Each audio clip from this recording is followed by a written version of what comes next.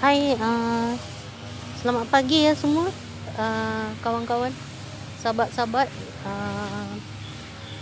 Cikgu lepas habis tuition, ajar tuition, saya datang ke satu tempat. So, tengok keadaan di sini, ada satu tasik yang cantik. Nampak tak? Sangat besar tau. Sungguh cantik. Tapi awak boleh lihat tak? Tengok sini. Cikgu di sini. So di sini ada pemandangan yang sangat indah.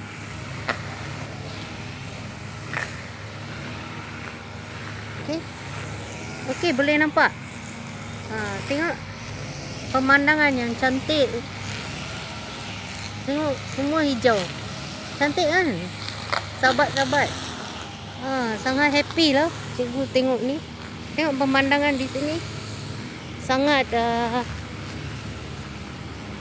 Sangat baguslah bila awak nak meluahkan hati awak. Jika kamu sedih ke apa ke, ataupun pressure ke, so awak boleh datang sini lah. Ini dekat Kajang ya, dekat dengan rumah saya. Sangat cantik kan keindahan alam semula jadi.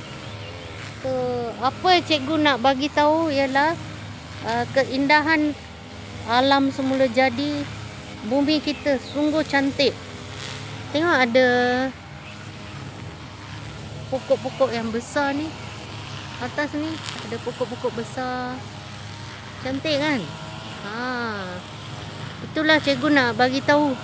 So, apa yang saya nak bagi tahu ialah nikmatilah keindahan alam kita ya, sebelum semua terpupus.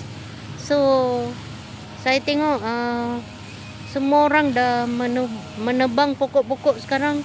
Semua perindustrian, perumahan semua terjadi kan.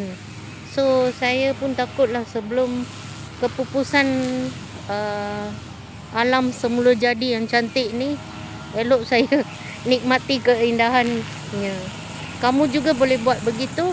Sebelum itu tolong klik semua button-button di sebelah kanan ya. Klik button tambah dan lihatlah video saya sampai habis. Dan komen murni-murni ya kawan-kawan. And then apa lagi, and then you can share, post, comment ya. Terima kasih.